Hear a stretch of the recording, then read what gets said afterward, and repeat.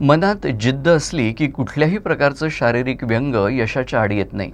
नागपूरच्या हरीश प्रजापती या तरुणानं ही युक्ती सिद्ध करून दाखवली आहे. बालपणापासून 90% अंधत्व असलेल्या हरीश प्रजापती यानं एक पुस्तक लिहिलं आहे. बालकांपासून मोठ्यांनाही प्रेरणा देण्याचा प्रयत्न हरीशनं या पुस्तकाच्या माध्यमातून केला आहे. नागपूरच्या दहीबाजार परिसरातील लालगंज येथील लहानशा घरात हरीश प्रजापती लहानाचा मोठा झाला. या वस्तीतील निमुळत्या गल्ल्यांसारख्या त्याच्याही आयुष्यात अनेक वळणं आली. मात्र एकच ध्येय समोर ठेवून असलेल्या हरीशनं या समस्यांवर मात करत आज पोस्ट ग्रॅज्युएट पर्यंत मजल मारली. 22 वर्षीय हरीशला बालपणापासूनच दृष्टीदोष होता. डॉक्टरांकडे उपचार केले, मात्र काहीच परिणाम झाला नाही. 90% अंधत्वासोबत हरीश जीवन जगतोय. अर्थशास्त्रात पोस्ट ग्रॅज्युएटच्या अंतिम वर्षाला असलेल्या हरीशनं सर्वांसाठी प्रेरणादायी होईल असं 50 पानांचं एक छोटेखानी पुस्तक लिहिलंय. सध्या हे पुस्तक तयार असून लवकरच वाचकांना उपलब्ध होणार आहे.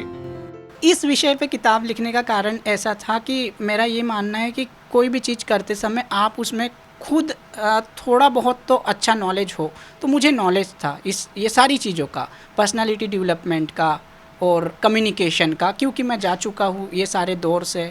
चैलेंज आते ही थे, आए, पब्लिशर ने मना किया. फिर एक अनंत भैया करके थे हमारे कॉलेज के, उनके थ्रू मैं एक पब्लिशर से मिला.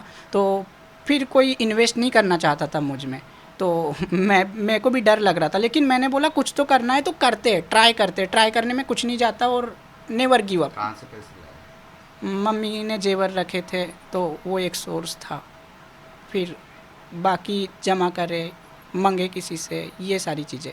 सर मतलब मैं कोई भी चीज़ का ना डायरेक्ट पॉइंट या फिनिश पॉइंट नहीं देखता हूँ. मैं सिर्फ देखता हूँ ब्रेक में तोड़ देता हूँ, मैं चीज़ों को तोड़ देता हूँ. और मैं अभी वेट कर रहा हूँ किताब पब्लिश होगी, बस किताब पब्लिश होगी. मुझे कुछ भी उम्मीद नहीं है, बी ऑनेस्ट, क्योंकि शुरुआत में उम्मीद रखना ये खुद को ही एक तरह का निगेटिविटी देता है मेरे हिसाब से. तो मुझे उम्मीद नहीं है, बस मैं ट्राय करूँगा. हम तो जीतेंगे असं या पुस्तकाचं नाव असून हे हिंदी भाषेत लिहिलं आहे. लॉकडाऊनच्या काळात सुमारे 5 महिन्यांचा कालावधी या पुस्तकासाठी त्याला लागला.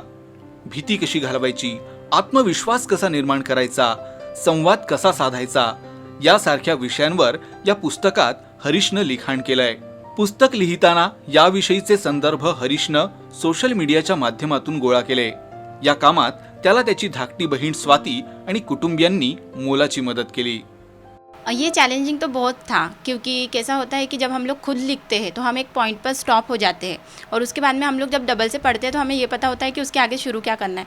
लेकिन भैया के लिए 100 से मतलब 110% बहुत ही ज़्यादा मुश्किल था, क्योंकि जब हम लोग सेकेंड टाइम बैठते थे तो हमको जो स्टार्टिंग से हम लोग लिखते थे हमको पूरा रीड करना पड़ता था कि हमने क्या लिखा. और अगर समझो कि उसके बाद में याद नहीं आ रहा तो हमें एक आध दिन का और स्टॉप लेना पड़ता था कि आगे से हमें क्या लिखना था. कभी भूल जाते हैं तो फिर पूरा रिकैप करो और उसके बाद फिर से लिखना पड़ता था. तो वो थोड़ा मुश्किल था, लेकिन फिर भी हम लोगों ने वो किया.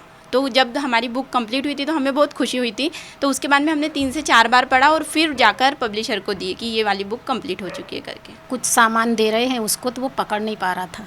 तब हमको एहसास हुआ कि हमारे बच्चे के आँख में कुछ प्रॉब्लम है. इसके बाद हम लोगों ने दवाखाना लेके गए. तब डॉक्टर ने बोला कि उसकी ऑपरेशन करवाना पड़ेगा और लेंस लगाना पड़ेगा. फिर हम लोगों ने इंदौरा में लेके गए, कोई भी असर नहीं. खुशी तो हम बता नहीं सकते कि कितनी हो रही है. हमको अंदाज भी नहीं था कि हमारे बच्चे इतने पढ़ लेंगे. बालपणापासून विविध आव्हानांचा सामना करत हरीश आता पोस्ट ग्रॅज्युएशन करतोय.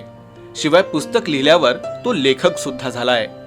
घरात शिक्षणाचं वातावरण नसतानाही आज इंग्रजीत तो संभाषण करतो. हे शक्य झालंय ते केवळ त्याच्या इच्छाशक्ती आणि जिद्दीच्या बळावर. भविष्यात हरीशला मोटिवेशनल स्पीकर व्हायचंय.